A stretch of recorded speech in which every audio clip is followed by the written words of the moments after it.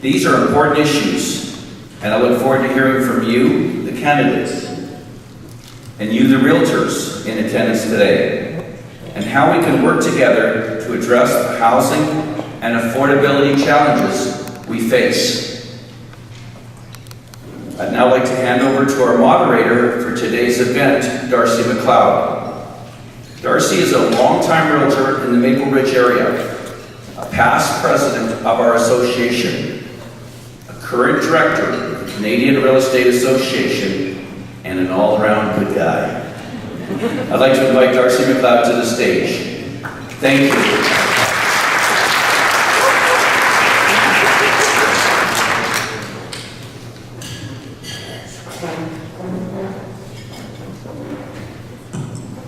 Thanks, Phil. I'm a good guy, he's a good guy. We're all good guys. Thank you all for being here. Good morning to all my colleagues in the real estate business. Nice to see this big crowd out here. And of course, welcome and thank you to all the candidates that will be running in the October 20th election. This should be fun for you guys. I know it's going to be fun for me. They laugh. I've already got a good collection of interesting questions, so I'll explain to you how this is going to work. Phil introduced me, so I don't have to introduce myself. I do want to say thank you to the British Columbia Real Estate Association for supporting this event as well. It's not just put on by the Real Estate Board, but our provincial association is supporting us as well. So thanks BCREA for your support. Our goal here today is really to give the real estate industry an opportunity to get some information and some insight on how they might want to vote on October 20th. All of you smiling candidates are invited here today to have the opportunity to share with us your platforms and your opinions on mainly housing related issues, but I'm sure we'll get into some other topics as well. We're certainly not endorsing any candidates. For all of you in the audience that think that we may be, giving me the 5-second warning. I'll stop. We're not endorsing anybody. This is just our way to learn more about each one of you and help our colleagues make decisions of who they want to support. Before we go any further, I'd like to remind the audience that we've invited these guys here. They're very brave to come here in this gang of passionate real estate, housing related professionals. So please treat them with respect. I know that you're all aware of our question process. I've got a good stack here. They're working on translating some down there so that I can read them. So please be courteous to our guests, and we're going to ask you to adhere to the policy regarding questions. Put them on these little blue forms that are in front of you. If they haven't been picked up by one of our volunteers, just wave it, and we'll get someone to come and pick it up from you. There's one in the back there. Perfect. Love when people follow instructions. Just as another point of courtesy to our guests and to the attendees here, can you please take a second and shut off your phones? I have one too. Maybe I should shut the ringer on. Just set them to stun or silent or whatever, so we know that you're going to be texting and tweeting and all that kind of stuff. But please do it silently. There's also 10 cards on your table that show the Wi-Fi information. If you haven't seen that, there is Wi-Fi in the room because we know that you're going to be checking your phones and doing all that kind of stuff. They're realtors, of course. Moving on, our format today is pretty simple. We're going to give each candidate 3 minutes to introduce their platform and basically tell us about what they think the key issues are in the election and why we might want to vote for them. Following that, we'll give each candidate 2 minutes to answer a common question on housing affordability, which I'm going to ask of them. It's not a trick question. Our timekeepers down in the front here are going to ring the bell and let us know when there's 1 minute left in your time, and then again at 15 seconds left. And then we'll ring one last time at the end of your speaking time. Do you guys have a card that you're going to hold up for time? Okay, so you're not going to ding the bell at 1 minute, just at the end. Okay, so you've got 1 minute and 15 seconds ring, and the bell is the end. If you're still speaking at the end of the bell, I'm sorry, but I'm going to cut you off.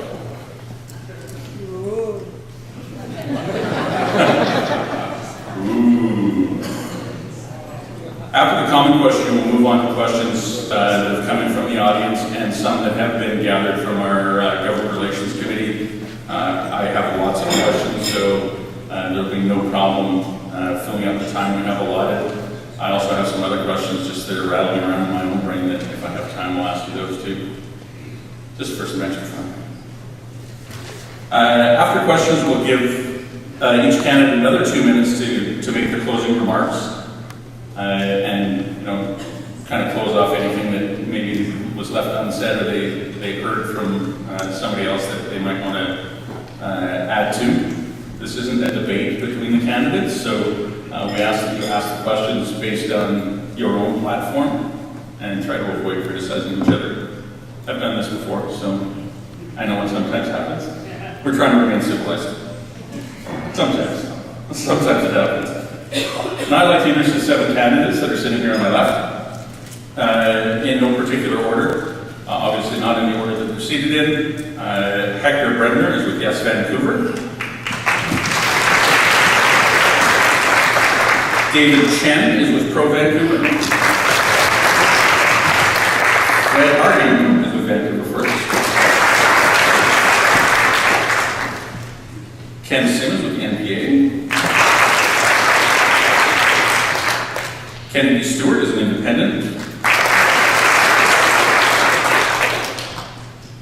Sean Sylvester, also an independent. And last but not least, Wade Young is with Coalition Vancouver. Welcome to all of you, and thank you so much for being here. Now our candidates will each get their 3 minutes to outline their platform. Erin, I'm looking at my time here, and I'm right on time. I'm almost impressed with myself. I started in at one time, and I usually talk too much, so. We're going to give you your 3 minutes to talk about your platform. I'm going to choose, again, in no particular order, who's going to go first. Please pay attention to the timekeepers down in the front. They'll give you a 1 minute warning, then 15 seconds, and then ring the bell when your time is up. Let's start with Fred Harding. Fred? Hello, Fred Harding, and I'm running with Vancouver First. Thank you for inviting me today and bringing me out to say a few words. What I want to say is you're going to be Obama-fied. That's what everybody's waiting for. I'm asked to find Mr. Obama 10 times a day, and if it's Mr. Obama on the front of our literature, no, it's me. So, Vancouver's at a crossroads. We're at a crossroads. We've got to find a new direction. We've been left. We've gone down the vision, NPA route, and it didn't work. We can't do that again. There's an opportunity to go in a new direction. I have been picking up monumental support from the Chinese community. They also want a new direction. They want to invest in Vancouver. They want to invest in the property. They want to invest in business here. That's what I'm doing. We've got incredible support. If, for those of you from China, those of you with backgrounds or clients in Asia, you know that I have dominated the Asian media. Dominated. It's harder to get a word in Vancouver. It's harder. But I'm dominating it in the media that really counts, where the business will come in. We want to bring the fun back to Vancouver. We have to redo Granville Street. We have to make it the Fremont experience. We have to do something where we bring in tourism, new money, a new direction. We have to make sure that people have a place where they can get connected. Granville Street's, it's old, it's history, it's tired. We need to do something different there. We need to have beer on the beach. Our beaches need to be a fun place to go for families and people to enjoy their time there. And we have to do something about taxes. I'm bringing down the taxes. Our taxes are an indictment on the poor planning and fiscal policy of all the previous 10 years of our administrations. We have to make it easier to do business here. We're going to cut the permits by 90%, and we are bringing back the NBA. The NBA is going to be about jobs. Thousands of jobs. NBA stadiums create 2,000 high-paying jobs. If you want affordability, you need to have businesses that pay good money and support small business. That's what we're working on. We have to bring in data science, cryptocurrency, and incubate the blockchain businesses as well, because they're run by young people and they generate billions of dollars of revenue. We have to incubate those businesses in Vancouver. The current policy of the city and the province have seen our economy begin to collapse. Housing prices are collapsing down. Thank you, I've got 15 seconds. In 2016, there were 61,000 new jobs in Vancouver. This year we've had 14,000. We need a new direction. I will bring the business to Vancouver. Thank you.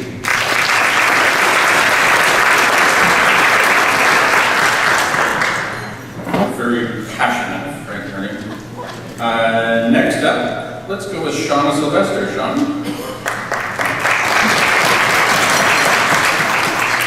Good morning. It is such a pleasure to be here. I've had a chance to work with your foundation, your philanthropic arm, for many, many years, for over 10 years. And I've also had a chance to work with my real estate agents far too many times, probably over the course of our life. I think my parents bought and sold 20 places, and I have just in the last 6, 7 years have relied on my real estate agent 4 times. So there's a value, an incredible value that you bring to our community, and I want to acknowledge that, and just all of the work that you've done. I've sat on your land grants nomination committee too, and it's been a pleasure just seeing the commitment that you've had to land use planning in the city. So I want to start there. Land use planning is at the heart of so many of the issues that we deal with in the city. It has to do with the kind of city, how we plan our land tells a story about our city, and who the city is for. And we're going through a huge transition right now on our land use planning, because where people work also has to tell a story about where they live. And right now, the people that are trying to work in the city can't live in the city. So that's a big crisis that we're facing. And we have to deal with that crisis. One of the ways we've been dealing with that crisis is building condo towers over and over again, because we've been afraid to deal with the more difficult issue, which is how do you transition the city so that not the 25% of the city that has community plans is the same 25% that deals with all the density. So we need to start looking at how we share that. We are growing. How do we find homes, affordable home ownership for employees, for that missing middle? How do we create the purpose-built rental? And I have come out with 8 really important platforms. I put them out 6 weeks before so I could get real feedback on those. And they cover everything from homelessness to transportation to housing to dealing with seniors to dealing with small businesses, arts and culture. And this week I'm going to come out with innovation. You are leaders in this community. And what we need is your thinking too on how we resolve these problems. Housing is critical. And we need to get to affordable, purpose-built rental. We need to get to affordable home ownership. And there are many models. And I'm looking forward to talking about those models in this conversation. Thank you.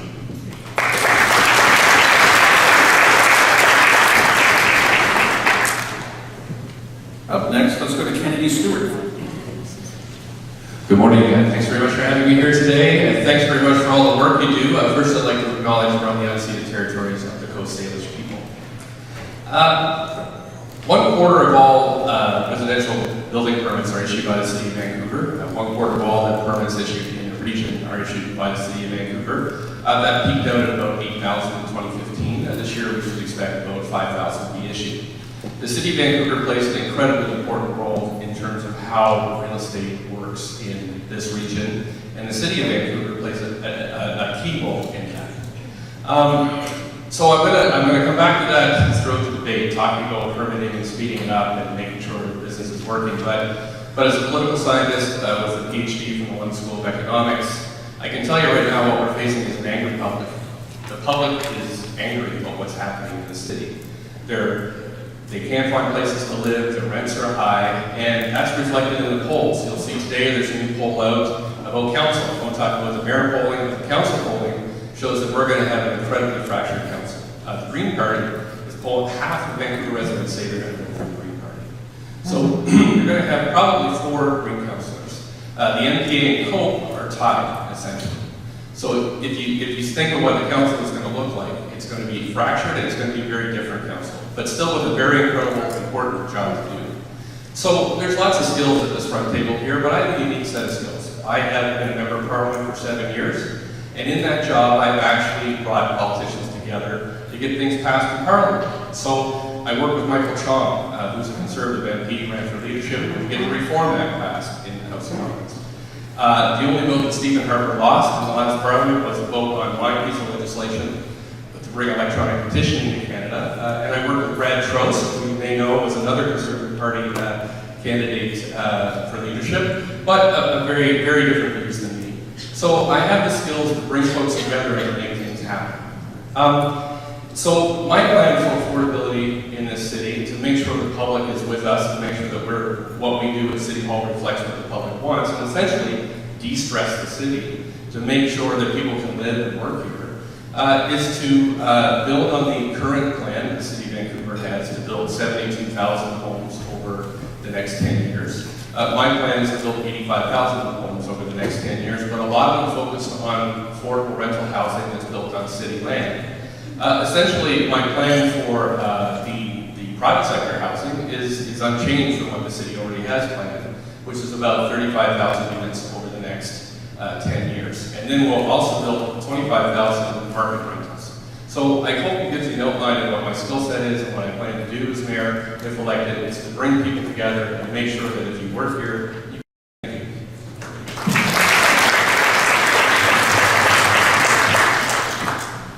Thank you. Next, we're going to go to David Chen. Hi everybody, my name is David Chen. We actually have to do the protocol correctly. So we are on the unceded ancestral territories of the Musqueam, Squamish, and Tsleil-Waututh people, and they have permitted us to live, work, and play here. A little bit about my background. I'm a Vancouver born and raised. I grew up on the poor side of West Point. I know everybody laughs about that. I go back 40 years ago, we were very working class there. I am part of the ProVancouver team, so I know it's a new party, you probably haven't heard of it before, but we are an umbrella organization that pulled together a bunch of independents. And we realize that independents have a disadvantage because they don't have access to infrastructure. I'm running with Raza Mirza, Ilana Rizal, Brett McClellan, and Lisa Christensen over there, our council candidates.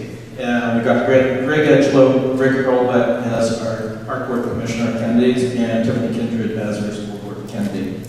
My background is I'm a certified financial planner by trade. And the first thing is, I'll say, before anybody can actually promise you they're going to lower taxes, we actually have to go into the books. I have actually talked to a forensic auditor who hasn't looked at it, and what she has told me is that we actually have to go into doing a core review and review all the private contracts that the city has done. Part of the reason why we have to do this is because the budget has ballooned from $700 million a year to $1.4 billion. And I don't know about you, but we don't have double the people, we don't have double the cost of living, and we certainly don't have double the services. Or am I wrong? Okay, so if we're in agreement with that, that's the first thing when we take over a new business, is we have to do all of that, get the financial house in order, and then we can work on taxation. Housing is obviously a problem. There are many ways to attack it. Our belief is that we have to look at some of the other models out there that deal with social housing in order to help bring that down. We've got other aspects that are really important. Parks have to be livable. You're going to high density, we need to replace that. We also are very into helping small businesses. So a big thing we've promised is we're going to get rid of parking tolls after 6, no parking tolls on Saturdays and Sundays, and we're actually going to validate parking if you go to a vendor that you're parking nearby. We're also looking at streamlining administration, and part of how we can do this is we can actually build profiles. So for those of you who've been applying for permits, you don't have to fill in the profile form over and over and over again. You're going to have that streamlined, it's going to be computer processed, unless the second set of eyes has to look at it. So that's us in a nutshell. So on October 20th, think about ProVancouver as a newer, balanced, and practical option for you. Thank you.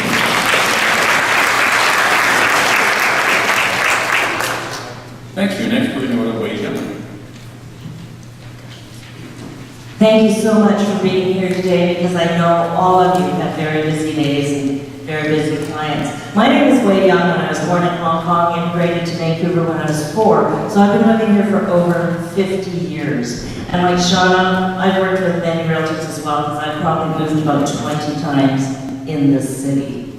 So that's quite a record. And I've lived in many of the different neighborhoods in the city, and they're wonderful, wonderful places to be in. And this is what's happening across our city, as you know, particularly with the Making Room motion that was just passed in the city a few weeks ago, is it's going to destroy our neighborhoods. Because you cannot have one blanket motion for the whole city of Vancouver without any consultation on how that densification is going to happen within those communities. And certainly, if you vote for myself as Mayor of Coalition Vancouver, we will rescind that policy. We will work with neighborhoods to ensure that neighborhood character is absolutely supported, and we will work with the communities to make densification plans with them and roll that all up into a city plan, which, as you all know, has not happened in this city for decades. I just wanted to also say that we've already had a progressive socialist government at City Hall for over 10 years. And we all know how that turned out. That is the big elephant in this room. And I know that you are all leaders in your own lives, your communities, your networks, and because you're realtors, people trust you. Because they are investing in the city, they're buying homes in the city, they're raising their kids in the city.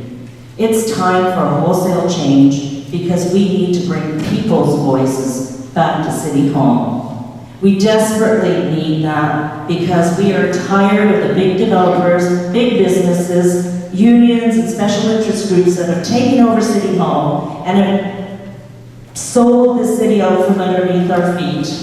Absolutely, they've done that. And that is why we're in the trouble that we are with our unaffordable housing, our lack of rentals, and you, out of all the people walking around the city of Vancouver, know that. I've got about a minute left, so I'm going to quickly talk about our policies. We have a real affordable housing plan. You'll see our policies on the table there, as well as on our website. First of all, I'm going to lobby for a federal tax code change so that capital gains on building rentals is rolled over, especially if you're building more rentals. I'm going to lobby the provincial government to reopen Riverview and give those people the dignity of housing that they need. We're going to allow secondary rental suites, we're going to do micro units, and we will never again sell city land. Vancouver land should be for Vancouverites. As me as mayor, we will never sell another square inch of city land, and we'll do purpose-built rental and affordable housing around that city land. Thank you.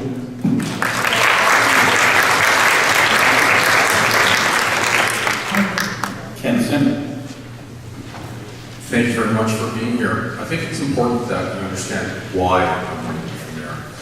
The reason I'm running is deeply personal. I have family, friends, neighbors, co-workers, people that I mentored. A lot of them are leaving the city.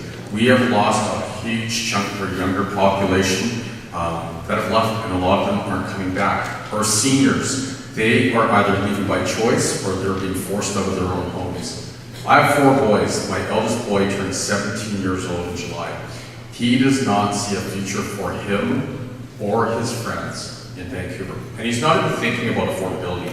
So we have a lot of challenges in the city, but I know we can turn the ship around. We actually don't have to reinvent anything. We can turn the ship around.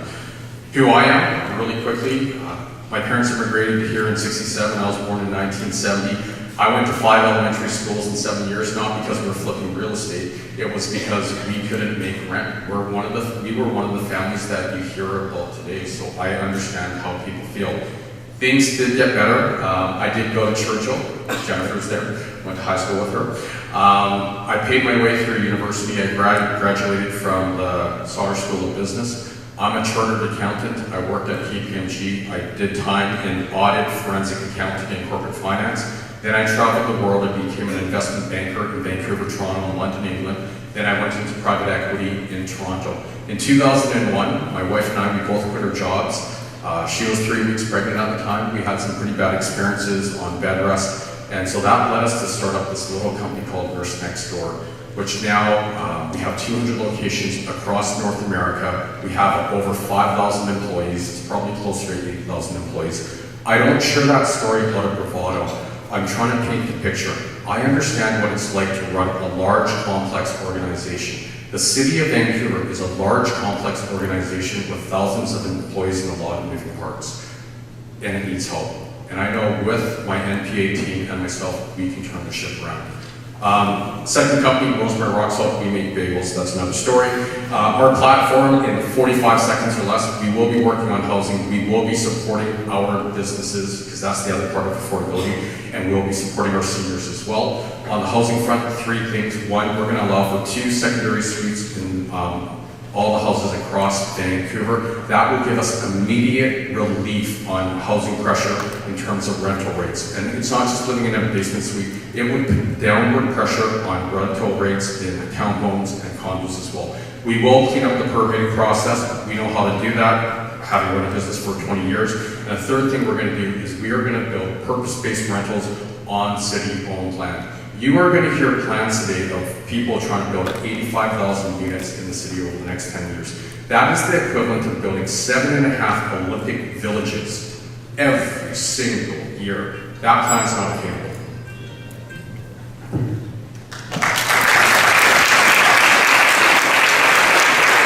Thank you. Last but certainly not least, Hector Brenner. Well, thank you and good morning. I know you're all very busy, and thank you for coming out and listening and participating in this. Not enough of us do. It's how we actually got into this trouble.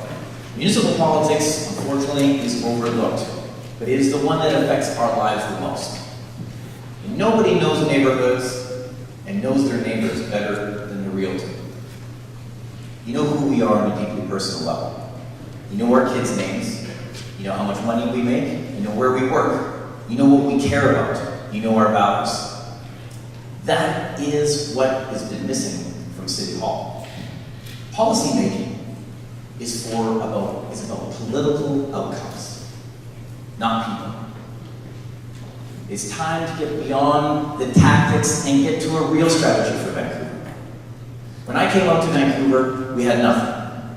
My wife's family's from the Philippines, 12 of them came with nothing. Today, homeowners, business owners, leaders in the community. And here I get to stand in front of you. Many of you have the same story. But Vancouver is no longer a place for us to make that first start. I'm proud to be the only person up here who spent time at City Hall. I am a Vancouver City Council. I have been working on these issues.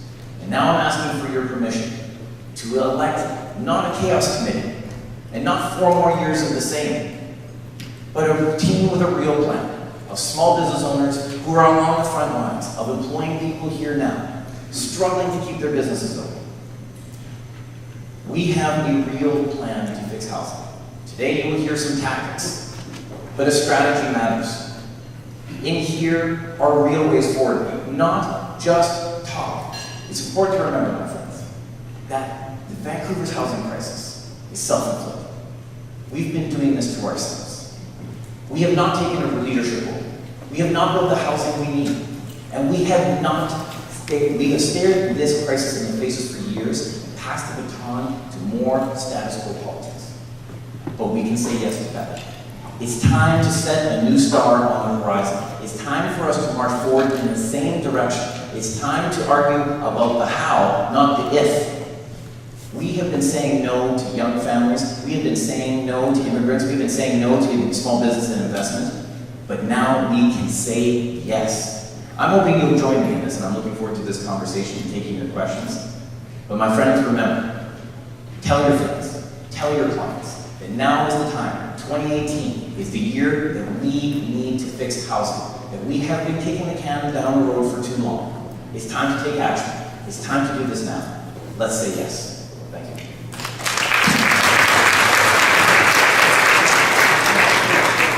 Thank you all.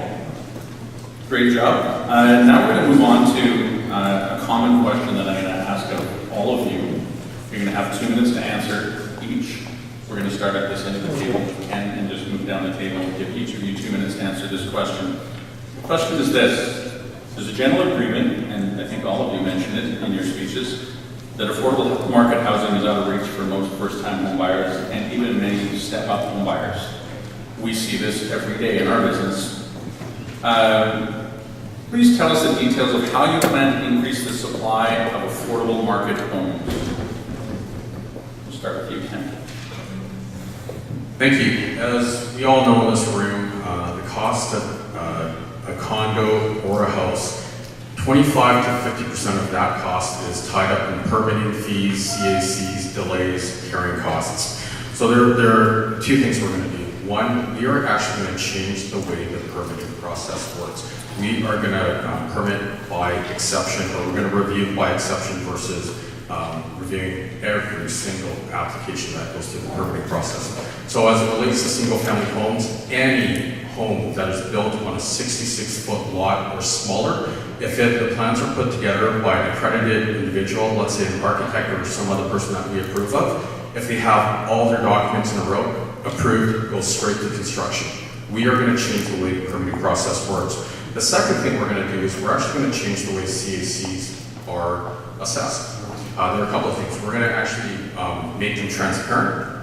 They're going to be predictable. So a developer will actually know how much they're going to be paying in a CAC before they buy the piece of dirt, and they can work it into their performance. It will have a profound effect on affordability of those units. The third thing we're going to do, and it's not a housing thing, it really is an affordability issue, is housing prices only account for half the affordability issue. Incomes account for the other half. And we are going to do what we can to make it a business-friendly environment. I have two businesses in the city, so I have personal knowledge of what we go through. We have to clean up the permitting process. We have to bring certainty back to doing business here, and we have to address the way commercial property taxes are assessed on businesses, or they're all going to go out of the business. We're already seeing it now in all of our high streets. Davie, Denman, Robson, you name it, and we're all feeling it. We do that, we will address the affordability issue in Vancouver.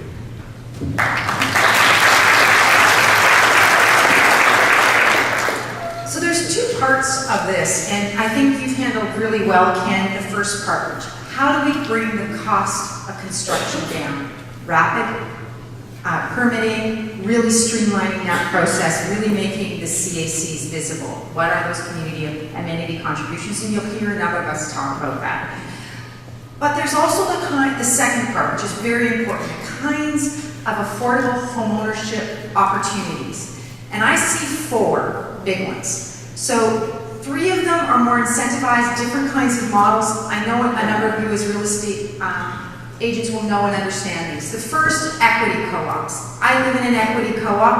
I own shares in the building and land, and I have the exclusive use of my suite, and I can sell that, but it's at a different rate. So the equity co-op, these are like co-ops in New York, and we can develop more of those. So that's one opportunity. The second is co-housing. So we have our first co-housing at 30th and 9th. That's put assembly, a certain amount of land, build more units, smaller units, but with shared amenities. Again, another form. The third is like the Whistler Housing Authority. These are focused housing authorities, discounted with covenants on them. So that's employee groups. First responders, another great example. And the fourth is very important, and this comes at the gentle densification. When we're starting to look at land lifts and we're going to upzone, well, let's ensure there's an affordability there to incentivize the creation of more purpose-built affordable rental. But those that want to go with market, we're going to stratify, but look at affordable home ownership as well. How can we do that? So that is the fourth area. Those are the ways that we can get to affordable home ownership that are not just creating more supply, because that hasn't done it.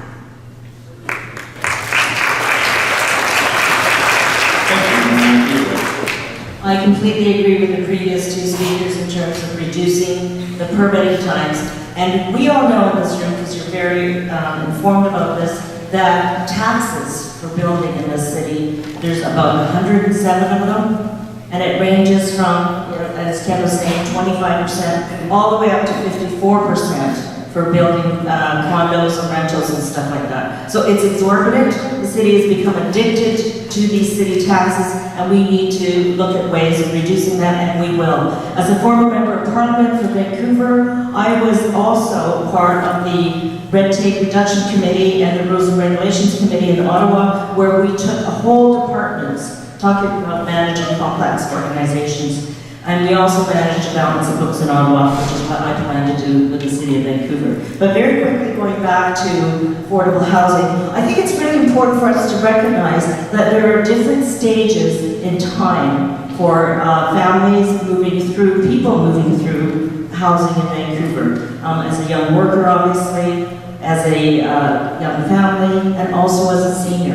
And all of these people, as you know, have been pushed out of Vancouver because of the affordability issue. So I think that when we look at affordable housing, we need to look at answers to all of those stages in life. That's really critical for me because we also have to accommodate our seniors. What I'd like to say is with not selling any more city land, that gives us immense flexibility for planning for Vancouverites in the future. Many international cities do that, in Singapore, Hong Kong, etc., where they have fenced off city land for their use and for zoning. So I'm talking about zoning and policy initiatives, I'm talking about micro units that we'll encourage to be built, and I'm talking about city incentives as well from their building fund. Thank you very much. So, I dare all of you to go to the top of the Harbor Center, go there without a parachute, and jump off and scream, "I don't believe in gravity." It's probably not going to save you. The reason why I'm bringing that up is there are some universal truths, whether you believe this or not. And so there's some realities about this market. My mom actually used to be a realtor back when I was in university. She was president circle. I know how the business works. And here's the reality. You can make money by doing regular turnover transactions, or you can make money with huge purchase transactions on a one-off here and there. The problem is this. You need to look at sustainability, okay? If you have a situation, which we have right now, how many of you in this room actually know somebody personally that has $31 million cash to pay for a home? Leave it empty? Probably not. So the problem is this. Land banking is actually hurting our markets. The problem is this. We have unregulated global capital coming here, which is disrupting things. What we need to do is go back to a metric valuation that is within family incomes. Historically, from the 70s to 83, the average home value is 4 times an annual income, and that's because that's how mortgages are calculated. And that's what we need to go back to. Go back to the regular turnover transactions, and the whole market is stable.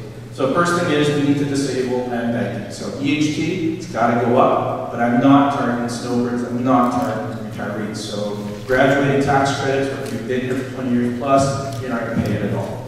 We also need to look at silent density. 2 residentials above commercial, and row houses make sense to a lot of families. So if you're saying they're NIMBYs and they don't want it, they're fine with that. And rental zone, that's a new power that the province has given us. And if you do that, you take away the speculative element that many speculators are using to target properties. And that is part of your core problem. To get rid of that, then we'll be better off. Thank you. Thank you, and this is a critical question of our time, and when I said in my opening comments that the Vancouver housing crisis is something of our own making, and often you get these quizzical looks, people are like, really, I thought it was foreign speculation, and I thought it was the federal and provincial government's responsibility, but fundamentally Vancouver has been operating off the same 91-year-old plan for all these decades. 76% of our city is still off limits for more housing choice. 24% of the city has had to absorb all the density. But let's fix that. Let's have a new city plan. We will start on day 1, not only with a core review, with a blue ribbon panel that is going to streamline our processes, reorganize our business lines to make sure that we can serve you better, and spend your money more wisely. But on top of that, we will engage on a new city plan, a 21st century city plan, that will rehumanize our neighborhoods. Why are small businesses suffering, but in some areas like Maine and commercial and the Long West Forest, in some of those areas, they're actually, despite high taxes, are doing well. It's because there's a legacy of multi-residential in and around those areas. There's feet on the street, there's people in the neighborhoods. We need to go back to that. That's what our plan is. A 3-year market correction program on rental, 50 to 75,000 new approvals to correct the fact that we have not been building purpose-built rental in the last 30 years. Additionally, we will drive planning decisions with a new chief economist. The chief economist will put humans back into the equation. When we approved Canby Phase 3 as City Council, I was shocked to learn that we did not do any economic study at all on this area that is the size of North Vancouver. We looked at building form only. It is time to put people back at the center of our decision making. Our plan does that. Our team can do that. And I hope you will say yes. Thank you. Well, thank you. This is a very important question, and many of the media are framing this race for mayor between me and Ken Sim. So I think it's very important for you to pay attention to the two plans, what we have. And I know you're a numerator group here to deal with numbers all day, so I'll give you my numbers. 85,000 units built over the next 10 years. That's just above what the city is planning right now. 25,000 of those will be non-market rentals built on city land, and another 25,000 will be market rentals. And the reason we need so much more market, so much more rental housing is so people can build equity and then they can buy. So the last component is 35,000 condos and townhomes and coach houses. So that's all to sell. That is an ambitious plan, but Ken Sim says it's impossible. He says there's no way we can build this. However, in 2015, we issued 8,000 residential building permits. We almost did it, and the reason we did that is because we hired more staff. That's how we sped up the permitting process in City Hall. I talked to the folks who worked there. They said we went from 4,000 to 5,000 to 8,000 permits being processed through the system because we were able to hire more clerical staff on an emergency basis. Then they were let go. So now we sunk back down to about 4,000, probably 5,000 units issued, permits issued this year. So I've worked at City Hall in the planning department. I've been a policy advisor on housing for many, many years, both across Canada and around the world. I know how this stuff works, and I have planned on actually giving you numbers. Unfortunately, Ken Sim will not give you any numbers, and he's a rookie. He's never served in political office. Thank you.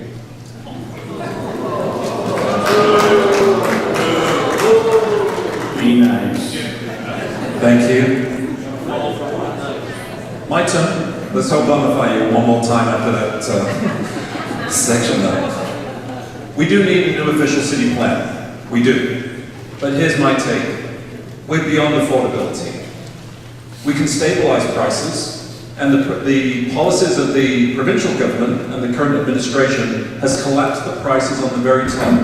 The very top, the $4.5 to $10 to $12 million houses, as you know, the prices are coming down. So those who are the wealthiest amongst us are able to pick up some bargains. Everybody else, the condo price has gone up for 30%. If I take a $10 million house in Shaughnessy and shave 2/3 of the price, it is still not affordable. So this whole notion of affordable is how much money people make. So when I talk about bringing back the MDA, I'm talking about bringing back 2,000 high-paying jobs, which will put money on people, which will put money in people's pockets, food on tables, but it will allow people to buy property. Everything else is out of reach. I've already talked about we need a high-speed rail to Kelowna. A high-speed rail to Kelowna, if you can get to Kelowna in 1 hour and 20 minutes or 1 hour and 15 minutes, there's affordable property out there. But trying to buy that kind of property in Vancouver, we all know in this room, those days are gone. It's about bringing back business that will generate an income and actually allow people to buy property here. Thank you. Thank you all, and it's good to hear that you all recognize that a large portion of the cost of a single-family home in Vancouver is the cost of regulation. Our numbers show that over $600,000 the cost of a new single-family home is cost related to city charges.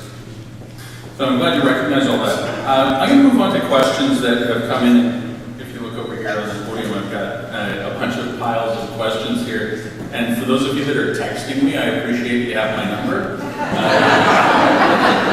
but I'm not going to read the questions off of my phone. If you do have a question, put it on a little blue sheet and hold it up. So my script says that I'm supposed to direct questions at a specific person. There are some that are for specific candidates, but I'm actually going to leave it up to you. I'm going to throw a question up there, and the first two people that put up their hand that are willing to answer it are going to have 1 minute to answer the question. What do you think? Can we make it a game show? Okay. I'm going to start with a non-housing related question. And it should be a fun one. There are disturbing allegations of corruption at City Hall. Are you prepared to launch an investigation into this? Ooh, we got two quick ones in the middle. We'll start with Wei and then David. 1 minute. Many of you may know that Glenn Sherman is running with Coalition Vancouver as a city councillor. He's been tracking this issue at City Hall for 5 years now, and he has evidence that's been piled up. So absolutely we will be launching an investigation, and absolutely we will get to the bottom of why it's not the people that are benefiting from city land, but rich developers that are just getting richer. Thank you. So corruption is a really strong word, and you gotta have a lot of proof to back that up. But what I've experienced in 25 years working with organizations in the community is there's oftentimes a lot of sloppiness that makes it look like there are problems. We do know there's sloppiness at City Hall. We do know there's sloppiness with a lot of the administration. To prove that, one of our teammates is Rohan Rizal. He's famous on social media because he actually double-checked all the Airbnb licenses, and he found like 30% of them were fake, clone, whatever. And they've all been reported, city's done nothing. It is that type of process that actually creates a problem. So launching an investigation is super important to find out where we have those weak spots.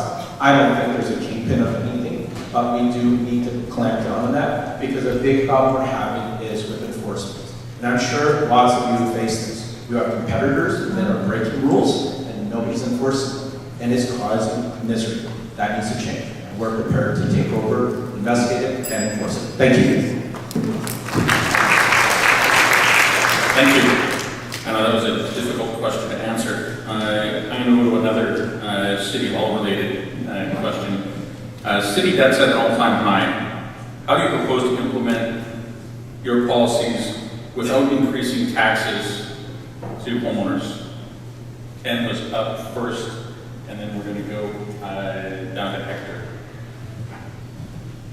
Like I said, I have a lot of experience with financials. I'm a chartered accountant, former forensic accountant.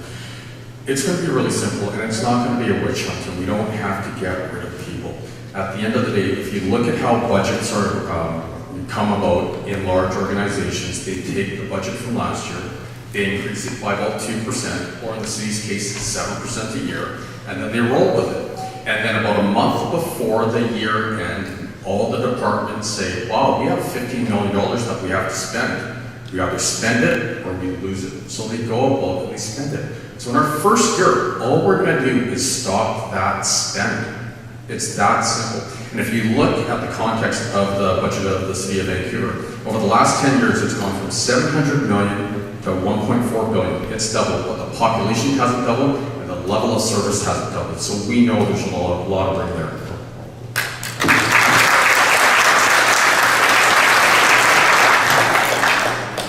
So that's scary. Look, the reality is that's not how this works. You know, as the mayor of Vancouver, you're not the director of finance, and you really have to understand how public finance works and how governments really work.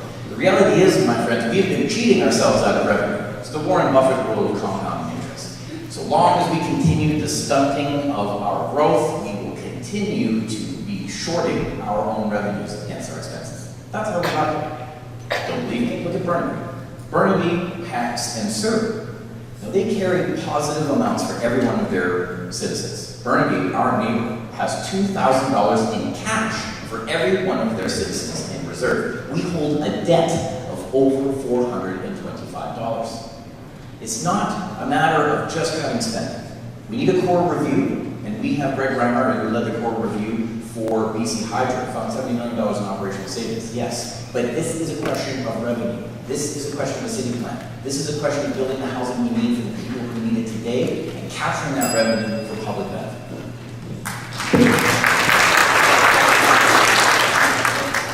Thank you. A specific question for Wei Young. You mentioned you plan to clean up the city. What do you mean by clean up the city?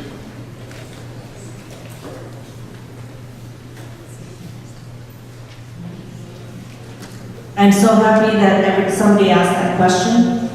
We all know that the city's become dirtier, grimier. There are people shooting up on our streets, or are people sleeping all over the streets. This is not the city that so many of us fell in love with. When we say cleaning up the city, we mean new bylaws to give our businesses an opportunity and the right to clear the area in front of them by 6 feet, so that they can not be threatened or not be in a place where they feel like they're imprisoned in their own small business. What we mean by this is we mean to also be doubling the amount of bylaw officers and retraining them so that we can actually clear out our city of the garbage, but also of the people, to move them into the new Riverview that's going to be reopened, and new housing that we're going to be putting in specifically to help people get into treatment. And we need to do this particularly to support our small businesses and to ensure that the city is the city that we all fell in love with. Thank you. Do you have a comment, John? Sure. I like this game. Yeah, Not a this is debate, fun. right? So I worked in the downtown east side for many years, and going back to when I worked at Woodward's, it's gotten worse. And what's gotten worse is that we're in the middle of an opioid poisoning crisis. I've watched City Hall workers with pitchforks go down one side of the street and then down the other, and by the time they're finished, all the garbage is back. So this is not working. We have fundamental problems. Mental health, that we haven't developed a mental health strategy connected to our health strategy. We're dealing with a poisoning situation. Epidemic has been going like this. Fentanyl comes in, it goes like this. It's the #1 cause of death for men under the age of 30. So we have to deal with this. Bring back the 4 pillars, put the director back in the city, and start to deal with the treatment and prevention. You can't lock people up at Riverview and expect that this is going to go away. It's not. Let's start looking at ways we can reimagine downtown and have people working on cleaning that up that live in the street.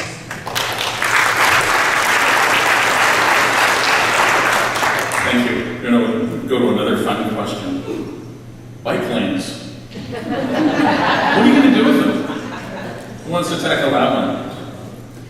Oh, everybody in the middle wants to tackle one. I think go down the end of Kennedy Stewart.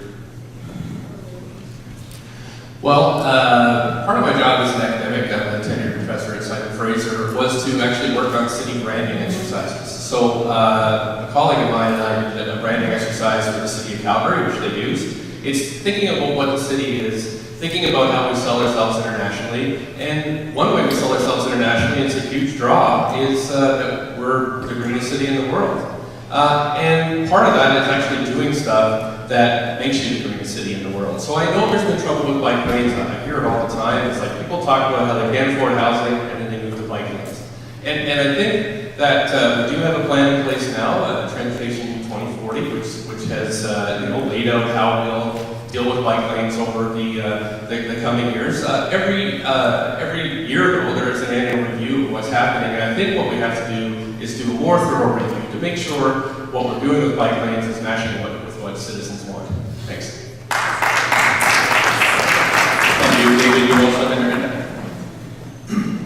So when we're talking about bike lanes, how many of you actually know that in the planning department at City Hall, they have a term called road diet? Well, they use these bike lanes to choke off traffic so that you'll make the choice to leave your car. And that's backwards thinking. That is a negative reinforcement psychology. We need to think about positive reinforcement psychology. We do need bike lanes. We don't have Planet B. I get that. But they shouldn't be on arterials. They shouldn't be in BGA. We have trouble spots like Adamek, where I've been able to people absolutely do not respect the traffic signs. Try crossing there and not getting hit by a bike. Where I live right now in Strathcona, we have a bike lane coming through Union, and 2 of our residents have been hit high velocity by bikers. So we need to be very careful about where we put it. We're not planning to rip them out, but we're saying that we're going to be very careful going forward how we plan this, and we need input from the users and the community, and we need to do this a lot smarter than we are right now. Thank you. Thank you. Anybody else dying to weigh in on that? Just a minute. I'm going to take a different tact, if I may. Okay. We're talking about bike lanes. From the very beginning of this campaign, people are talking about bike lanes. People are losing their homes. We've got people leaving Vancouver. Businesses are fleeing out of Vancouver. I'm talking about investment, and we're getting bogged down in talking about bike lanes. We need to talk about what really matters with the city, and that's bringing back jobs, bringing back investment, bringing back international investment, and let's stop talking about the bike lanes. We can fix them easily. Thank you. Way on. The bike lanes are important to talk about because actually it's impacting our traffic flows, as David was saying. Do you know that you sit in traffic 88 hours every year? 88 hours, that's you sitting in traffic gridlock. And because you're realtors, you probably sit in traffic double that amount. That's a 2-week holiday of your life.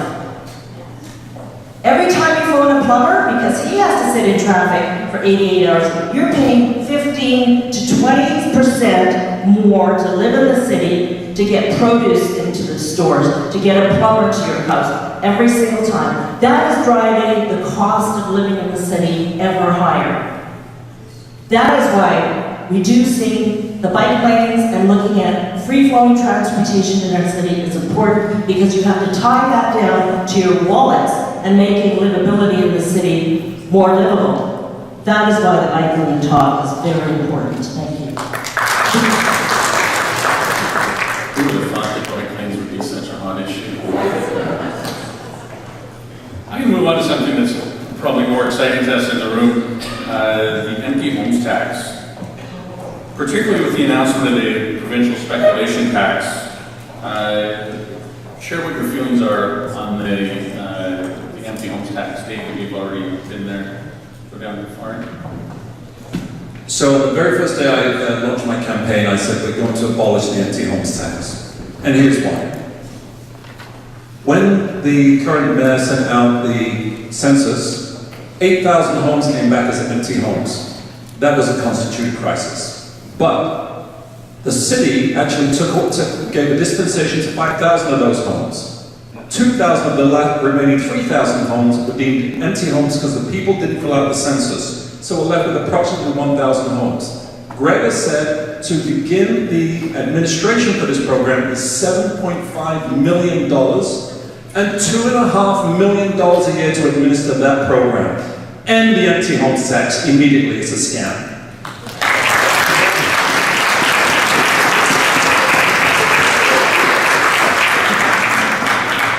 Anyone else?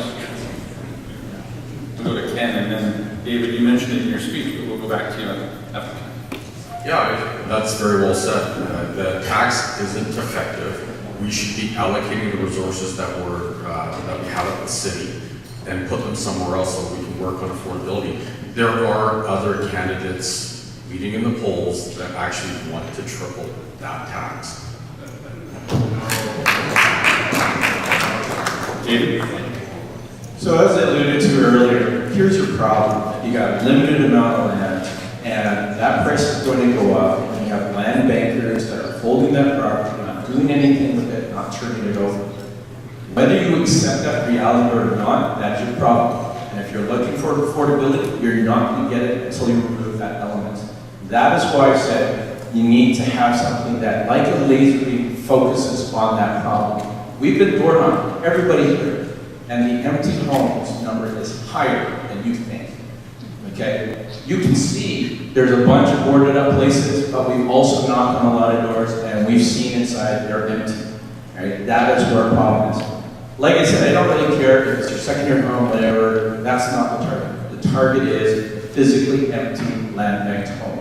If we can release that stock, get it back into the system, get it lived in, get it turned over, your situation is going to be way, way better. Thank you. We need to jump in on this one because, you know, this is, coming back to my opening comments, I talked about how politics is driven policy making, that it's not about outcomes. If you really rewind the clock and talk about the empty house tax, it was driven by a Twitter narrative and a widely debunked strategy, a plan that said that there were a report that said there were 25,000 empty homes in the city of Vancouver. We need to deal with it. The data repeatedly has shown this not to be true. One of the last conversations we had at City Hall before City Hall rose for this election was me questioning staff as to have we even compared Vancouver's empty homes to comparable cities. But we've not. This is politically driven. And let's be real, it's a dangerous conversation.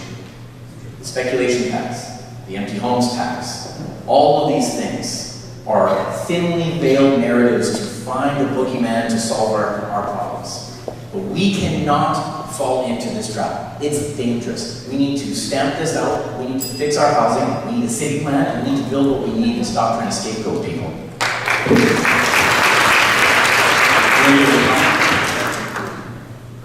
I think we are spending too much on administering the empty homes tax, and it needs to be rescinded as well. But what's more interesting to us is the empty lots.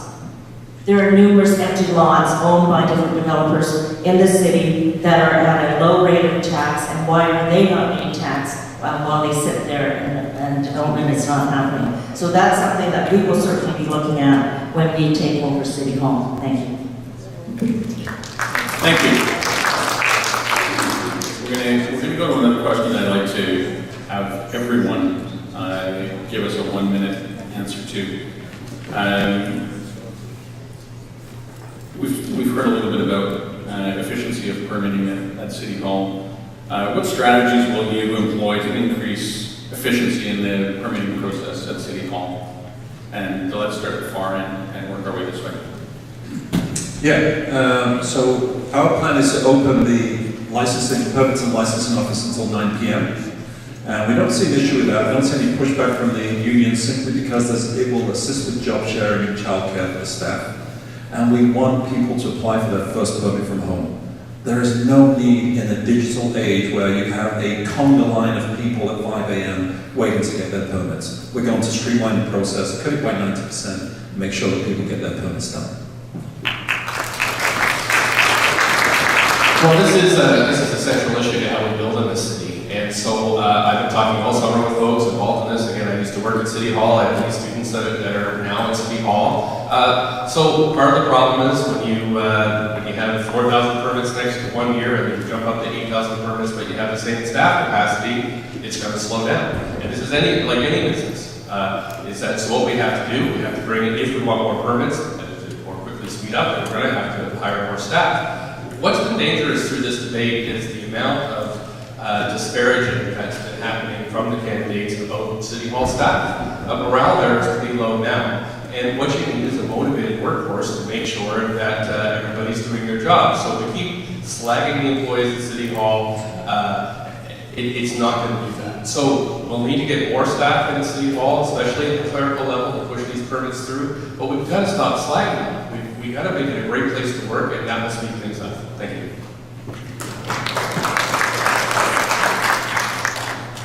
I haven't heard anybody slagging city staff, and I guess it's surprising with the amount of labor support you have. They would be focusing on that. But look, let's be really focused here on the issue that we have.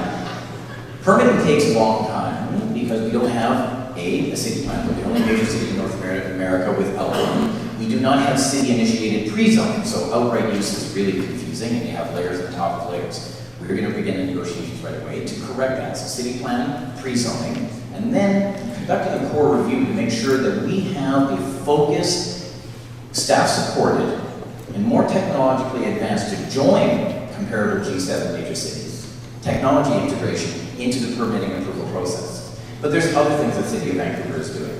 We have right now a requirement that most multi-residential buildings have to be bespoke, they're custom built. We want to be able for you to choose from a series of pre-approved buildings, and that you will be able to get through the process faster. There's so much more, and you can read about it at yesvancouver.ca. Thank you.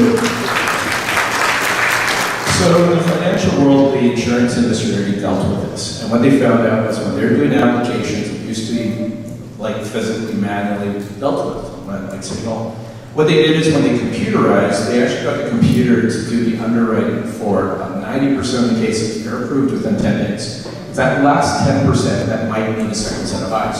So what happens is if you get a red flag, it goes to the second set, that person says, okay, yay or nay, it's really complicated, then it goes to the full underwriting. And that's what's actually needed in the permitting process. I've talked to a bunch of planners and they go, you know, these plans are pretty straightforward, why the heck are we looking at them? So we need to think about what ICBC did with their estimation, but where they went wrong was they didn't do spot audits. So if you're coming from approved architects, engineers, et cetera, why are we double checking those numbers? But if we pull a spot audit and you fail, you go to the back of the line. I think an Nexus program makes a lot of sense in permitting. You want to play well? We'll play well with you. We'll fast track you. We'll make you more money. Thank you.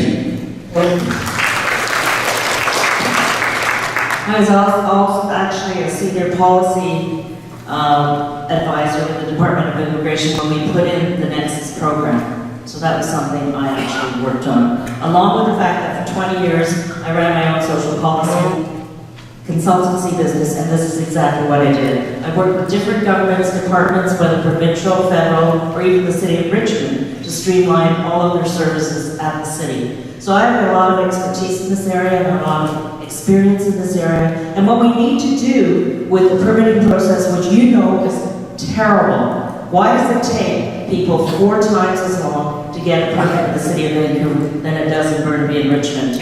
I'm sure a lot of people are asking those questions. It's because no one has gone in there and cleaned up the process. Why does it take you all that time to go to 2 or 3 different departments to get 6 or 10 or whatever department, and 107 taxes? That is insane. We do need to streamline the processes at City Hall and put in an Nexus program for developers that are approved. Thank you. I think the greatest problem we're dealing with is government is caught in industrial age. It's siloed, it's punitive, and it's not enabling. We have so much policy overlap in the first 100 days. I want to see that policy review so we streamline that. One of the reasons staff are feeling demoralized is because we politicized City Hall. You ask workers on the front line how to get efficiencies, you'll get great answers.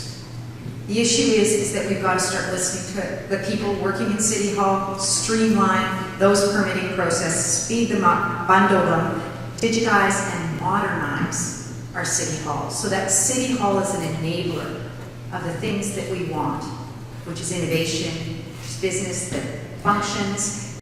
This, and people in City Hall know that we can do this and have good sense of how to do it. So we're not going to approach this from a theoretical perspective. To give you some context, companies around the world fly to Vancouver to see what we do at Nurse Next Door from a workflow perspective. We have also been recognized as the best employer in BC and Canada for the last 11 years. The reason morale is low at the city is because they are working in a broken system. We have amazing people. We're lucky to have them. So people talk about throwing technology and people at the problem. The problem is the system is broken, and if you put more technology on a broken system, you will just make more mistakes faster.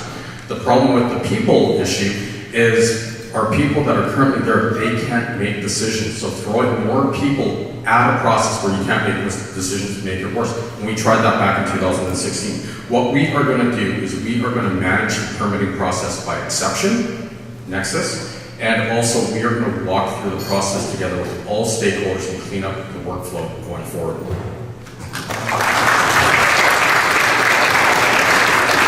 Thank you all. Some good ideas there. I just want to remind everybody in the audience that there are stacks of campaign literature on the tables on the sides for you to take with you at the end of the session. So don't forget to stop by and get some printed information about what these folks are talking about up here. So I'm going to go the other way down the table. I'm going to start with you on this one, Ken, and work our way down. But rental housing. everybody at the table has acknowledged we need rental housing. What are some specific strategies that you would employ or policies that you think need to be in place to help us with the rental housing problem? 1 minute. 1 minute. Okay, so there are a couple of things. Everyone's talking about long-term solutions, how we're going to build purpose-based rentals, whatever form, co-ops, private, not-for-profit, and that will come on stream. Unfortunately, even if we start today to build it, it will not come on stream for 3, 4, 5, 7 years. And so we need a solution in the short term that will help us get through this crisis. And that's why we are promoting the 2 secondary suites across the city. And by the way, that actually came through over 7,000 conversations with residents of the city. It was the city's idea.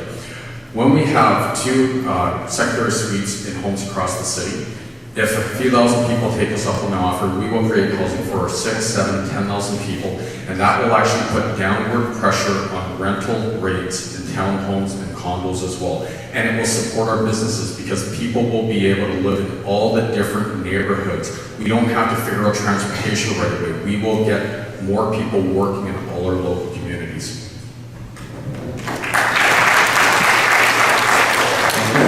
So put a lot of time into the housing strategy, worked for 6 months on it. First, take the city lands, it's one of we're the biggest landowner, let's use that for our community housing sector. We have in this city one of the most talented community housing sectors in the country. They actually have capital pools. They have access to capital. Let's use that, let's aggregate, get enough so that we can also attract the big pension funds, and let's move very quickly on that. We also need to move in terms of renewing the leases on co-op houses. There's 40 that absolutely need to be renewed today. We'll do that in the first year. If we can do it faster, we will.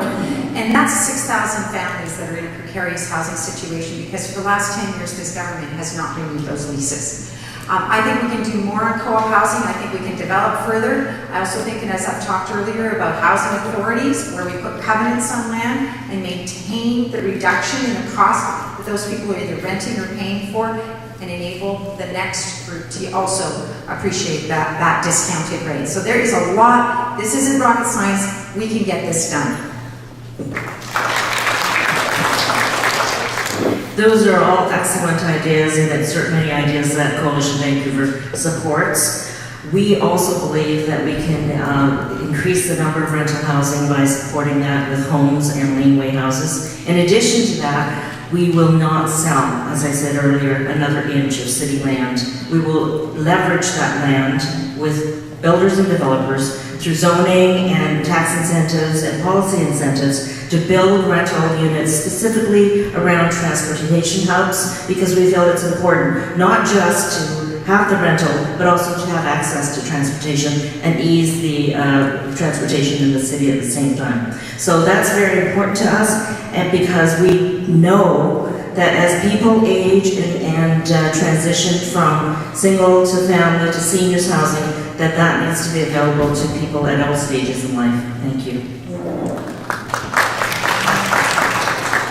So our challenge is this. Everybody can say they want to build whatever the heck they want, but there's literally no more capacity for building staff in Vancouver.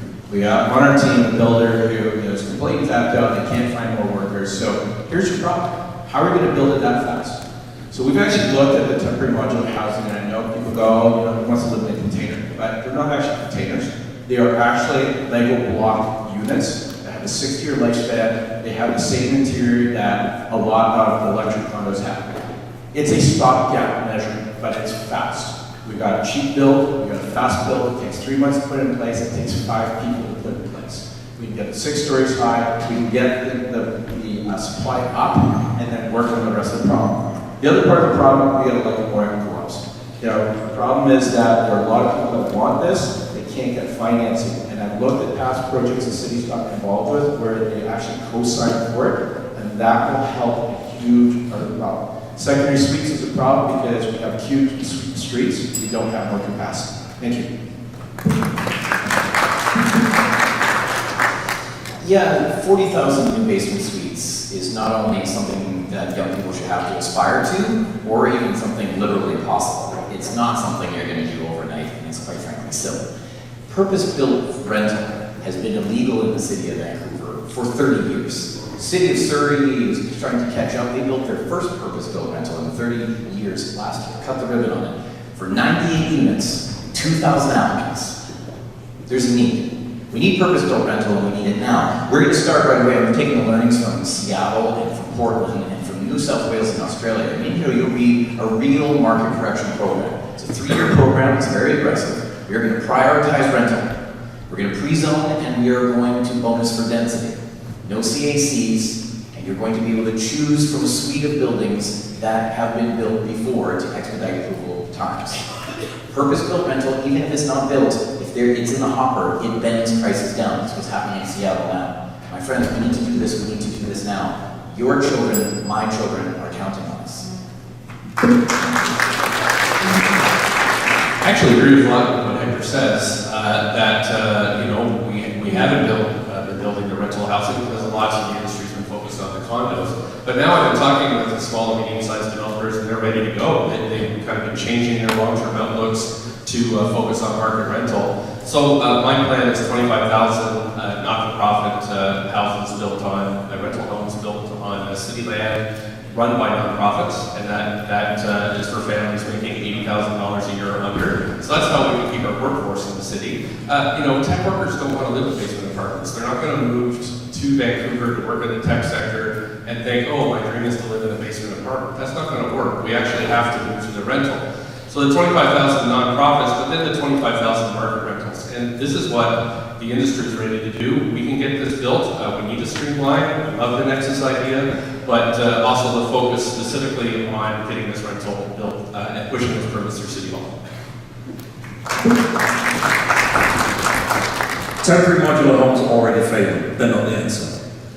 They've got mold, and the toilets and the sinks are already backing up, and they've only just been built. That is not the answer. We need to build homes, not shipping containers. We need to put people in homes, not garbage cans.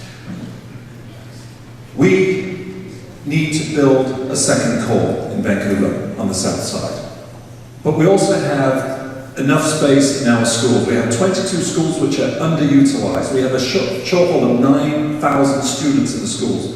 We can take one of those schools to a start. Remember, we keep talking that we're in a crisis. If we're in a crisis, we have to take crisis measures. My plan, our plan, calls for rent of 400, 900, and 1,300. 400, 900, and 1,300 for a bachelor suite, 1 bedroom, and 2 bedroom. We can build those units, and Ken's right, it will take 4 years to start. And we're not talking about thousands of units, because you can only build hundreds of units. You can't build thousands in a year. But we can get something going and give people a proper home, not a shipping container. Thank you all. Question for, I guess, whoever wants to tackle it. There were a couple of you that had pretty aggressive numbers for targets for homes that can be built. Where are we going to get the workforce to build that? Don? So one of the things I wanted to say is we shouldn't be focusing on the number of units. What we need to focus on is the result, which is 3% vacancy rate and rentals that match people's income. So we've got to manage to that, and we build to get to that stage. So that's going to come in a whole range of different forms. We work with the community housing sector to do purpose-built rental because they do have people that build. We've been treating them like operators. We haven't been treating them like the developers that they are. Part of this happened because the city didn't do housing. It was federal and provincial. We got into housing in the last 10 years, and we've done it in a very prescriptive, heavy-handed way.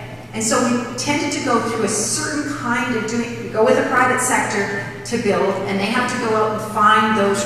We went with the community housing sector.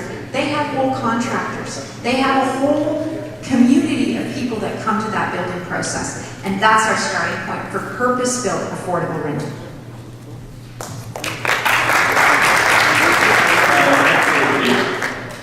Yeah, this is a question that comes up a lot, and we developed our plan actually in conjunction with industry and academics that understand capacity within the region, and we feel comfortable that this can happen. As a matter of fact, they're telling us that we would be doing it now if we would just allow it.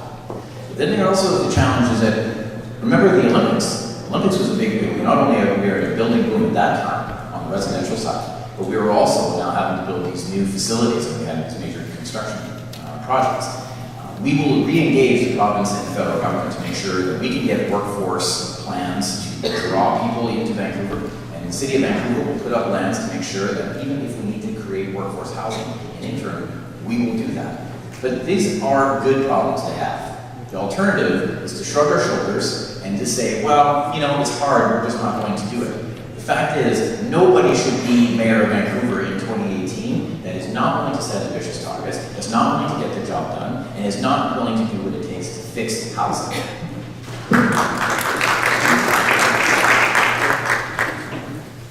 Wait for a second. And Dave's in there too. Everybody wants to answer this question. Go ahead, question. This is actually a critical issue, not just in the housing sector, but across, I think, BC and across Vancouver certainly. How are we going to get our workforce, particularly if they can't afford to live here? And that is why the affordability issue is so critical to Vancouver. As a policy consultant, I worked on a lot of mentorship and training programs, particularly for new immigrants here in the city. I worked with the YWCA when I was on their board, as well as with many different immigrant sector organizations to put in training programs specifically for the construction sector. And we know that some of them are in place and they're working well. I think that that's where we need to continue to work as a City of Vancouver on expanding those kinds of supports from both the nonprofits as well as the profits to ensure that we have the training programs and the services necessary in our city to grow beyond where we are now. Thank you. So, I was hired by the government of Abu Dhabi. You think we're having a housing crisis here? You should have seen what they were having around 2010. So I was part of an international team to went there to advise them on our overall housing policy for the city. So they were doing massive building as well, and what they did is they used temporary housing in order to house the workers. And that's where the modular stuff would work really well. I was at leafleting the other day. This guy living on the downtown east side came up and had his tool belt on, and he said, I get into one of those modular homes, and now I'm back at work. And I think it's a great story, but that's how we would house the workforce here in the city as we do this, is to combine temporary modular housing until we get the rental built, and then we can phase that out. That's what we did in Abu Dhabi, and that's what we can do here.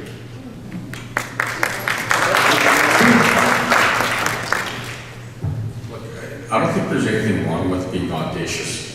I launched a company, we have 200 locations across North America, so I understand what being audacious is. I actually want to ask people here, how many people have in the last year done a reno, either on their house, or built a house, or on one of their businesses? Yeah. And how hard was it, before we even think about building 8,500 units a year, how hard was it to get trade? Hard. It is incredibly hard. And so even if we started on November 5th and we changed the immigration rules and we built all this temporary housing and we were able to recruit all these people to build 7.5 Olympic villages a year, it's not going to solve our short-term problems, and we just have to be realistic with that. I'm deeply concerned because I have two businesses in Vancouver, and we have friends. Every one of us has a friend. And there is a housing crisis here, and no one is talking about a real short-term solution. They're actually bashing opportunities around like secondary suites. That's what we need to do to give us like some support in the short term. Thank you. Want to add something? Oh, just very briefly, no one's really answered the question, but we have to bring in temporary foreign workers. There's no other way about it. I think if we really, again, I keep going back to, we keep using the word crisis. If we're in a crisis, you've got to take crisis measures. We've got to get these places built. We do have to build them quickly. And thank you. Thank you. Marijuana. What are your thoughts about the impact that the impending legalization will have on business and dispensaries opening up, and how are those licenses going to be approved? It's a complex issue, I understand, but what what are your thoughts on we'll start with Kennedy, then Hector, and then back down to Ian.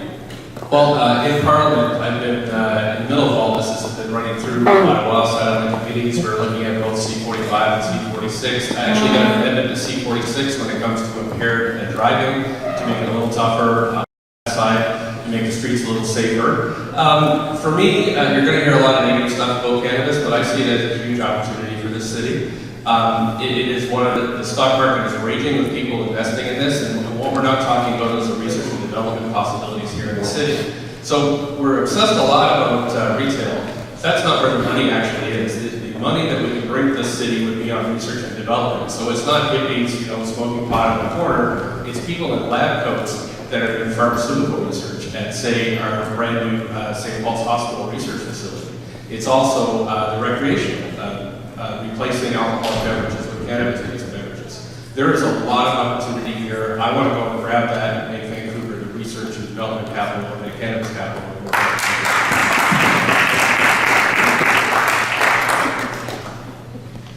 So it's legal. Next week, it's going to happen. Most people, citizens, generally support it, so I was kind of surprised. It was kind of this thing passed and really not a lot of kerfuffle about it. But it is a tremendous opportunity. Vancouver is known around the world for its cannabis industry. It's a huge industry. And as previously mentioned, it's not just about the retail. Health Canada will also bring forward consumption opportunities. That's going to be something that's going to follow about a year and a half later. And so we're going to see restaurants and food infusion, and we're going to have to make sure that we in the city here are permitting this appropriately. The fun thing when you talk to the cannabis people today, they've spent the last 20 years, many of them, as activists. Now their issue is not fighting for their product. Now their problem is your problem, just getting a permit. So we've got a real challenge. We need a city hall focus that's going to be able to permit these businesses appropriately and be able to move this through quickly because we can't handle it now. And the other thing about innovation is that, yes, it's a nice concept. How do you do it? We are committing to rezoning and prioritizing a whole new innovation park in Vancouver to focus on this research and development. Thank you. So it is complex. So the three levels of government are going to be dealing with this. And we've already contracted a lawyer called Rob Laurie. Rob has been advising the dispensaries for many, many years. He's seen as a leader in the field. He travels the world giving advice to cities, governments, and dispensaries on how to do it. I'm not a dispensary advocate, but as the mayor, this will be a business as of next week. So we have to treat it as a business. Rob will not be advocating in terms of advocating on behalf of dispensaries. He will be advocating on behalf of the city. And how do we bring in best practice? How do we regulate? And how do we negotiate the licenses in good faith? We have to treat this as a business. And we have to see how the city makes money from it. And we have to make sure it's something that is suitable for all the residents. It goes into places where all the residents are comfortable with it. And I don't have time to say here, but Rob will also be looking at our opioid and fentanyl issues as well as the cannabis. So he'll be the special advisor to the Office of Mayor on drugs and community health. Thank you. I've got a couple questions that a number of people have asked, so we're going to try to see who wants to answer them quickly. The viaducts, do you support moving them? Brad, you're up first, and then we'll go to David and Wayne. It doesn't make sense to remove the viaducts. There's simply a SkyTrain that's running right through the middle of it right now. You take the viaducts down, you've still got to deal with the viaduct. You take the viaducts down, you've still got to deal with the SkyTrain.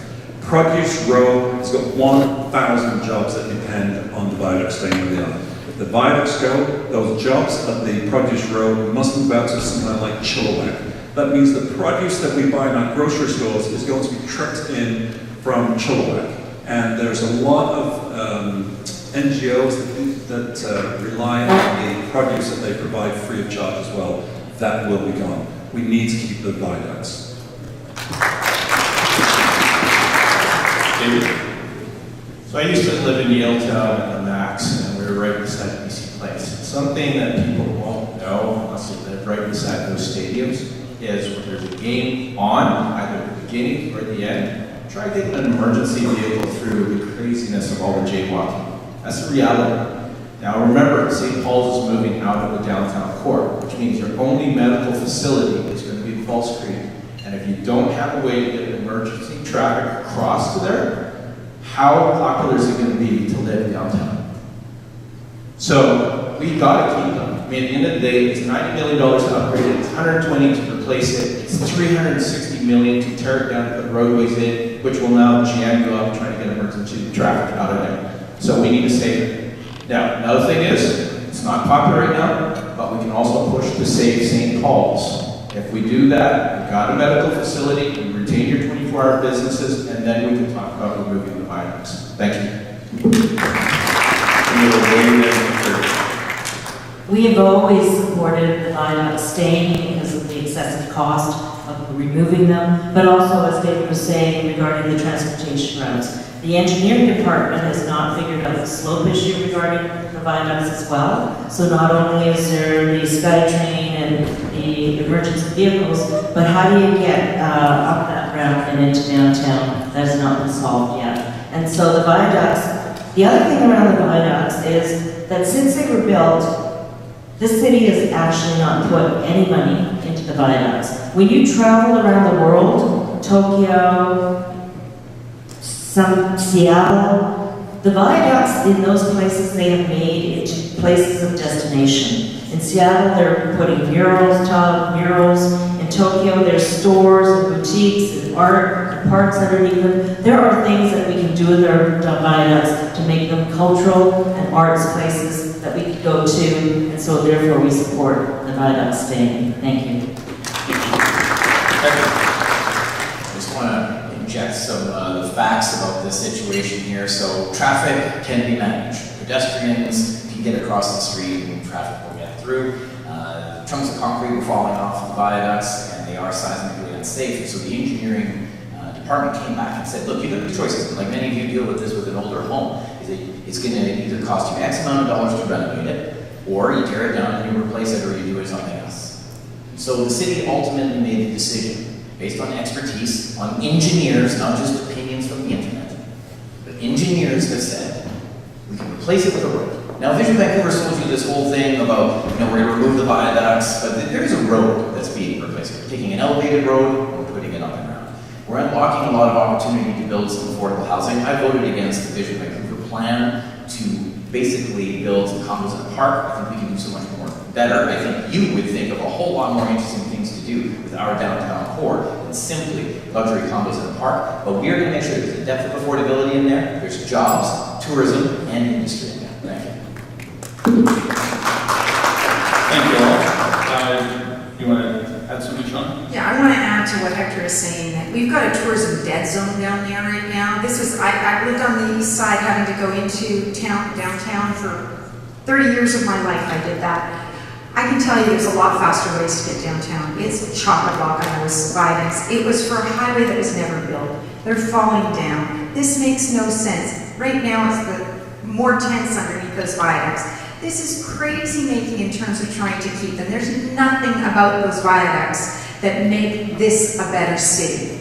There is so much more that we can do here.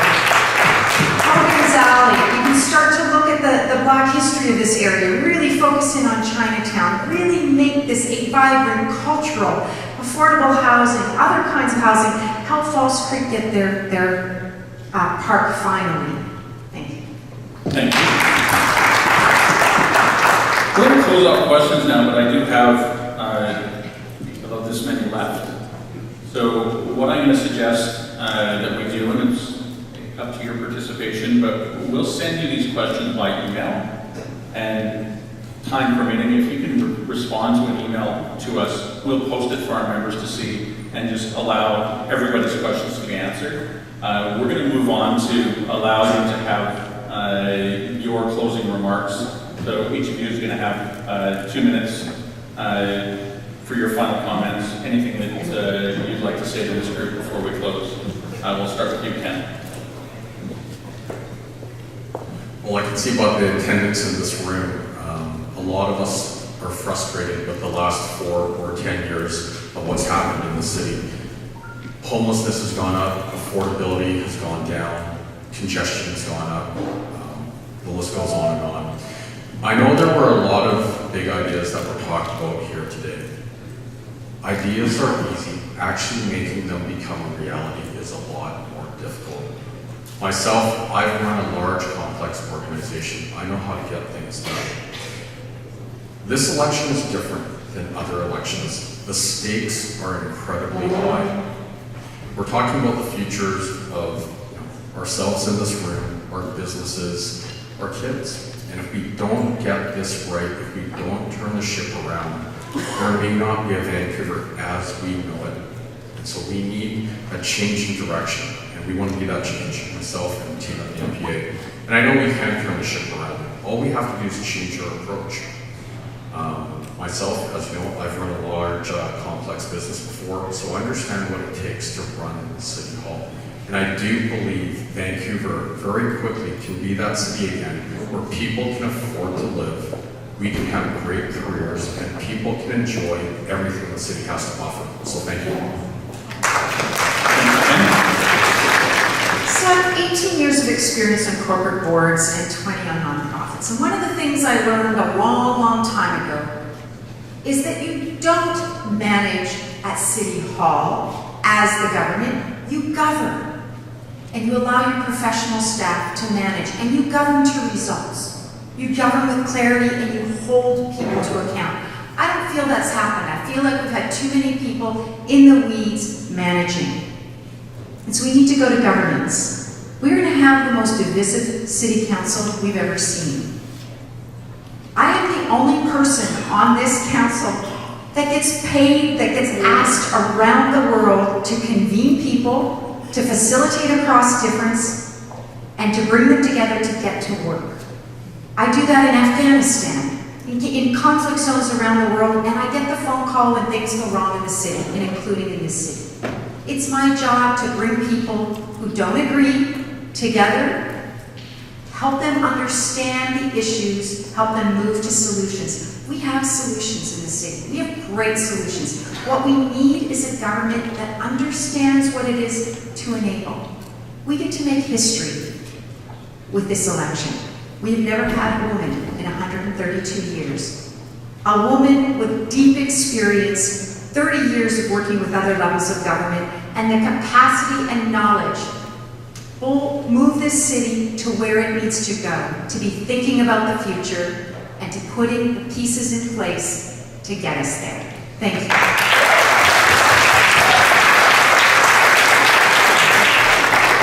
We do have some very stark choices in this election, and it is critical. I do agree with Ken and with Shauna. The issue is, what do you want? What do we want in our city? We've already had 10 years of vision rule. We've already had dictatorships and done deals done throughout our neighborhoods. We've already had this incredible housing crisis, an opioid crisis that was ignored and thrust on us that we need to cope with.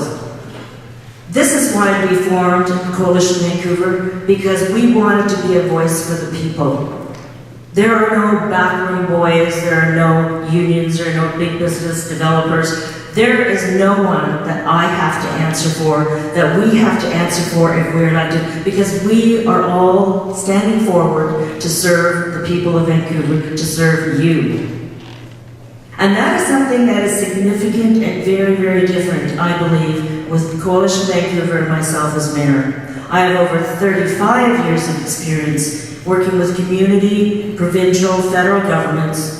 I have actually been a consultant in delivering these results and not just talking about them. I put programs in place like Nexus, like immigrant training across this country. I have been a member of Parliament and have leveraged government infrastructure to the city, over 60 projects, social housing developments at Kitsilano Neighborhood House, the conservatory at Van Dusen Garden, all the plug-in stations that you see across the city. I brought those to Vancouver. So I'm asking for your vote because I know I can deliver. I have delivered for 35 years, and I have a heart for the city, and I will make those changes that we need. Thank you. So civic is a ground battle. So anytime you talk about high level, the problem is that you need to have experience on the ground to understand how streets work, how the people think, what the history of the city was, what direction we're going, and what the pulse is of the people. And that's what I am. 25 years in the community, I've done small community governance, I get the politics, I've done the trench warfare, I've been in public hearings to fight for people, I get it all, but I'm also a jack of all trades. The problem is this: if your leadership doesn't understand what's in the performance, what's in the financial statements, doesn't understand how the law works, doesn't understand processes, you are going to have a massive problem. You want to have leaders that are not guided and made to make decisions based on, opinions that are provided by senior planners. This is a constant complaint. You have elected officials because you want them to respond to you, to be your representative, and to make the smart decisions for you. The reality is, in the world, there's two types of leaders out there. They're the ones that make big, audacious bets. Sometimes they become geniuses, but you never hear about the failures. The reality is, we know historically, those that make solid, consistent decisions, they're not making big risks, they're making very highly calculated moves, they tend to come out on top. And that's what you need. You need people that understand that. You need people that will bring value because they're not being pushed around because they don't understand the subject matter. A lot of ground fighting means you have to learn about this. And that's where I got my knowledge, was all that field work. So on October 20th, we're asking you to make a smart decision, vote for ProVancouver, and myself, David Chen, as mayor. Thank you. Well, thank you once again for being here. Thank you so much for hosting. This is fantastic. I know this is a lot of work to put this on and get this many people out, so you've done an amazing job. I just want to close tonight, or this morning, by saying we want to end the war on housing, because that's what it has been. Building housing is not political. We've made it political. The truth is, for 91 years, we've been tinkering around the edges of a plan that was not made by us. It's not for us today. I started my campaign, or my civic career last year, just only about a year and a couple months ago. We moved 4 things down on a whiteboard. We said that we were going to take all the good ideas. We were going to bring people together. We were going to stop playing politics, and we were going to get the job done. We tried to do that within the status quo politics system. We saw it from the inside, and it's broken. We've heard about short-term plans. Civic governance is not about short-term thinking. City Hall is almost 80 years old. The home that Virginia and I live in is almost 60 years old. With every big decision that we make at City Hall, when we approve one of your buildings, it will often be there for 100 years. For 91 years, we've been working on someone else's plan. Today, we need to institute a plan, not just for us today, but for our children and our children's children. You would not leave a debt for your children. You would not expect your children to clean up your mess. It's time to clean up our mess. The politics as usual is not going to do it. It's not going to be with basement suites, and it's not going to be 4 more years. It needs to be a new plan, a new way. And my friends, the polling you see is 3% of people who have a landline. The real race is so much different. You can say yes, you can buck the trend. Let's fix our city. Let's say yes now. I'm looking forward to seeing you in the polls. Thank you so much.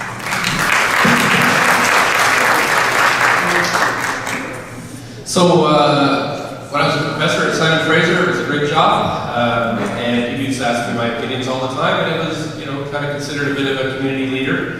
Then I became a politician, and I became a scumbag.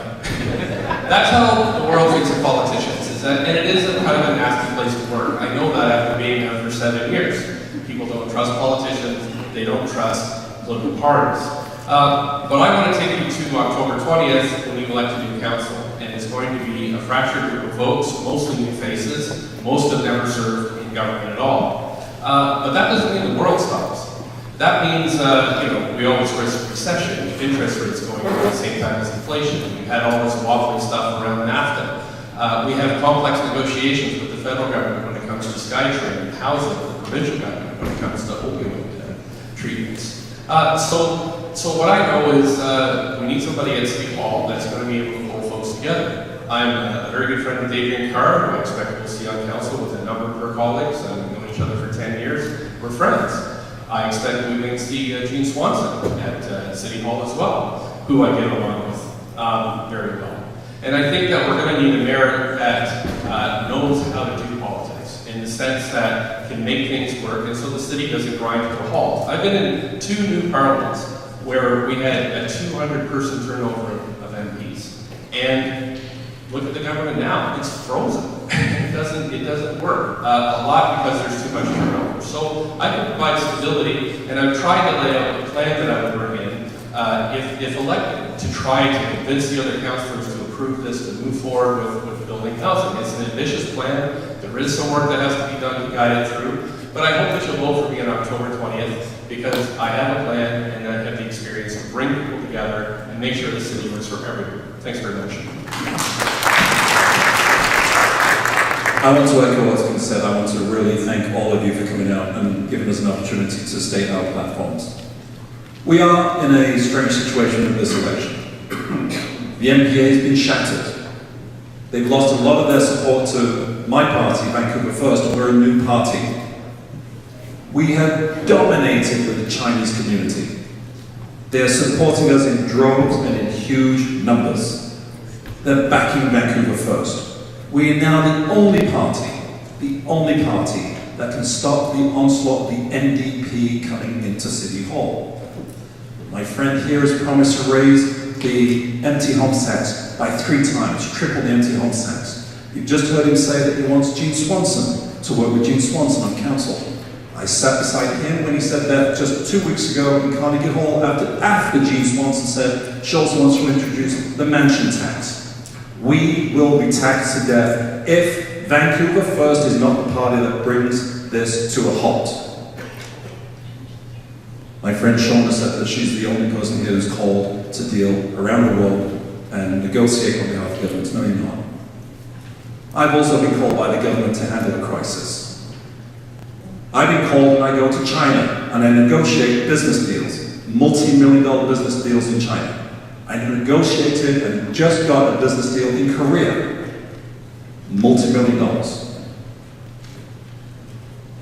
I signed historic agreements in North Vancouver with 2 levels of government. I brokered and brought together marginalized communities. But I'm also the only person on this platform who has dealt with terrorism on a one-to-one basis, not as an academic, but I have dealt with a terrorist on a one-to-one basis. I can build resilience into the city in a time when we need resilience and we need a vanguard to keep us safe. Thank you. Vote for Vancouver First.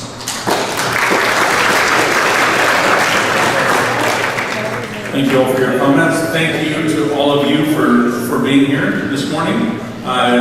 It's great for you to take the time out to learn a little bit about who you should vote for in the upcoming election. Most of all, thanks to the candidates for sharing your precious time. I know you guys are busy right now. A lot of work coming up to the election.